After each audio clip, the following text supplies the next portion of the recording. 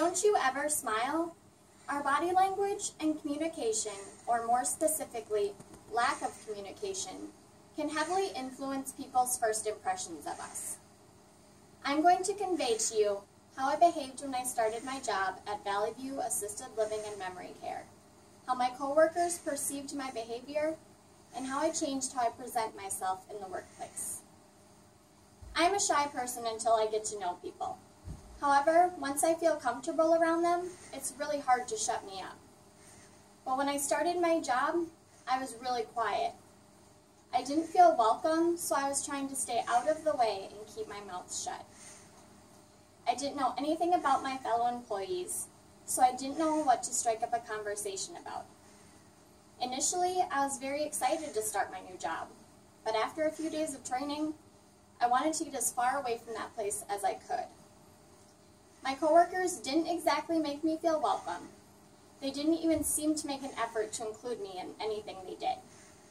They barely spoke to me, and no one tried to include me in their activities.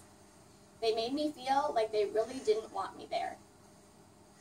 Ironically, my fellow aides were thinking along the same lines as me. I wasn't talking to them any more than necessary. I wasn't smiling at them. I wasn't trying to get to know them.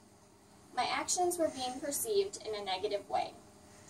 My coworkers' interpretation of my behavior was that I didn't want to be at work there. They perceived me as crabby, antisocial, and unfriendly. But then again, I really couldn't blame them for thinking this way about me. First impressions are everything.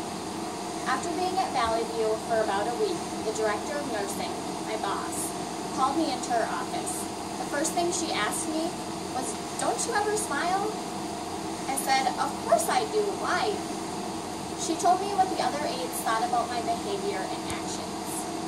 I clarified that I was feeling very unwelcome based on how they were treating me. This really got me thinking about how hard it is to change people's first impressions of us. If I would initiate a conversation while having a smile on my face, maybe my coworkers would try and make me feel included in their team. I went back to work after my meeting with the nurse. I changed my behavior 180 degrees. Right away, I saw a change in the way the other aides treated me. This is how I learned that a simple hello and a smile can really make a difference when meeting new people.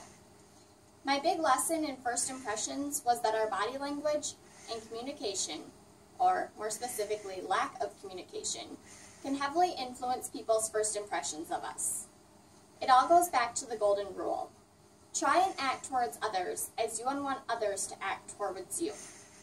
If you follow this basic principle, maybe this way no one will ever ask you, "Don't you ever smile?"